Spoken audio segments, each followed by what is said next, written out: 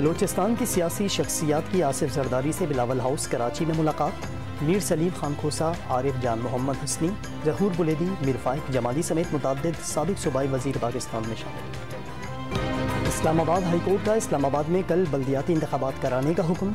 वफाकी हुकूमत ने अमल दरामद नामुमकिन करार दे दिया। फैसले के खिलाफ इंटर कोर्ट अपील दायर करने के इम्कानात मादूम।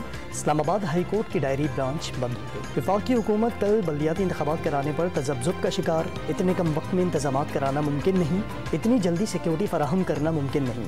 कल के इंतखाबात से मुताल्लिक़ इलेक्शन कमीशन में हंगामी इजलास। Chief election commissioner Sikandar Sultan Raja भी शरीक। इस्लामाबाद हाई कोर्ट के कल बल्दियाती इंतखाबात कराने के हुक्म पर इमरान खान की आवाम को मुबारकबाद। इस्लामाबाद के लोगों से इंतखाबी अमल में भरपूर शिरकत की अपील। अवामी हिमायत से मुखालफिन को पछाड़ने का अज़्म।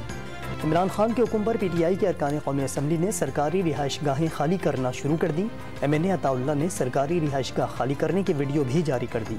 पार्टी सराय के मुताबिक सरकारी रिहाइश गाह खाली न करने वाले रुकन के खिलाफ पार्टी डिसिप्लिन की खिलाफ वर्जी के तहत कार्रवाई का कहा गया था।